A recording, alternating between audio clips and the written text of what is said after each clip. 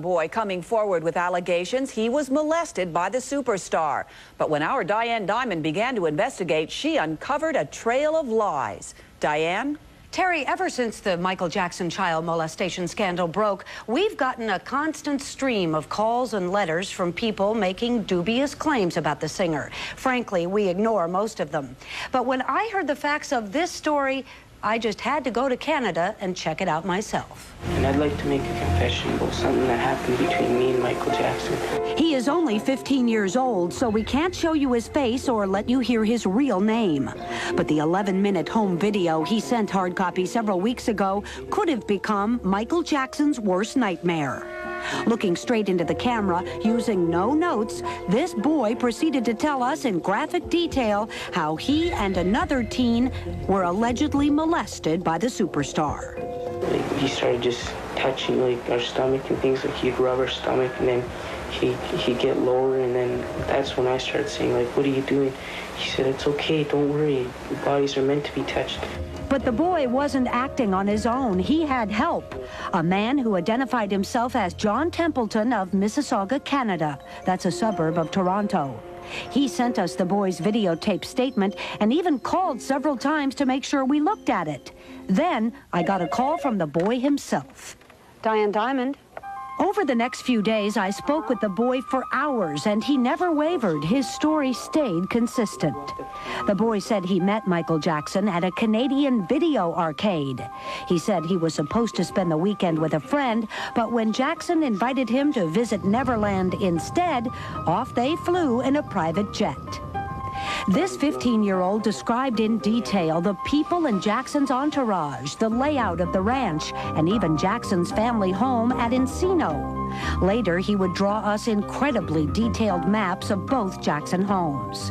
It was clear either the boy was telling the truth or he had been well coached. To get to the bottom of it, I agreed to meet the boy and John Templeton in Toronto. The plan was to meet the pair in the lobby of an airport hotel, but when I arrived, the only one to greet me was the young boy. He came with me into town and told me that he lived on the streets of Toronto, in a section called Boys Town, where the street kids gather. He explained that his mother had kicked him out of the house and that John Templeton was just a man he'd met on the streets. He kind of helps the street kids, like just talks to them and things, like sort of like the guidance counselor of the street. That's what it seemed like. The boy appeared to be on his own. There was no sign of John Templeton, and frankly, that seemed suspicious. But over the next few days, a hard copy team conducted hours of interviews with the boy. Standing by were police officials in both California and Toronto. They were waiting to conduct their own investigation of the boy's charges. Hi, my name is Frank Grimes. I work for the TV show Hard Copy. Producer Frank Grimes and I worked to check out countless pieces of information the boy gave us. While sources were able to confirm much of what he said, there were some troubling inconsistencies. Still, the boy stubbornly stuck by his story, and he had an incredible knowledge of Michael Jackson's lifestyle. And he showed me this place, like a saddle shop, where he said he gets stuff for his animals there. I don't know what he got, but... Like a saddle shop. I see that on your map here. Yeah. People are going to think that you're out for his money. I don't care about his money. They're going to think you're making it up. Yeah, I know, but I don't care about his money. He can keep it. You tell him the absolute truth. Yeah. He talked for hours, and he knew so much. So much, in fact, that we thought, well, let's give him a test, to see if we could trip him up. We showed the boy several photographs. Some of them were of Neverland employees, and he was able to identify each and every one of them. Yeah, that's him. The way most goes, that's him. If this was a scam, this boy had really done his homework. He even went so far as to draw us a picture of what he said Michael Jackson looked like during the alleged molestation. Always, he came back to his claims of molestation.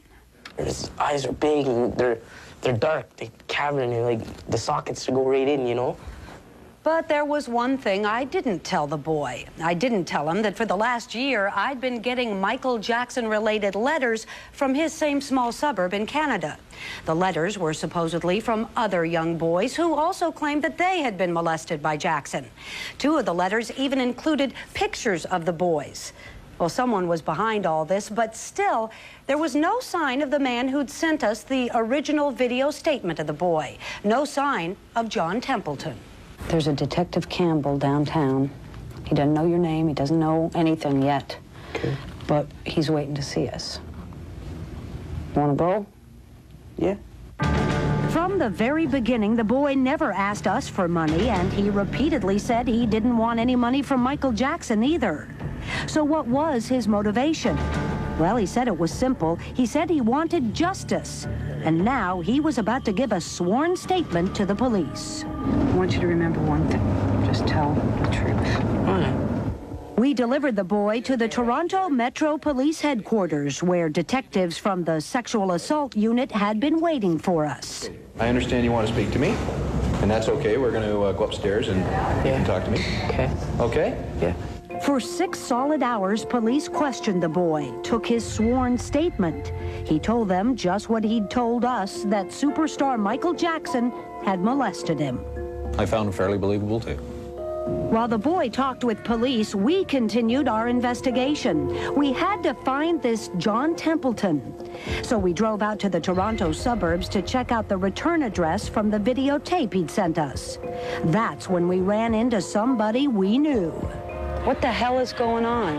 Okay, Diane, let me explain something to you. Say hello to John Templeton, only his real name is Rodney Allen. We've known about Rodney for a long time. Right after the Michael Jackson scandal first broke, he was on the phone to us claiming that another Jackson family member had molested him years ago. Rodney has never offered any solid proof of this claim. He appeared to be a man bent on revenge. And Rodney admitted he was the one who'd been writing me all those letters. I care about this one kid who gave me all sorts of information about Neverland, about Havenhurst, about Disneyland, about Michael Jackson's body. Where did he get all that information? He got it from me. You planted all this stuff in this kid's head. I didn't plant it in his head. He was asking questions. I answered them the best I can. I told him what I could tell about the place. Because I want Michael to face it. So this kid is a A1, #1 liar.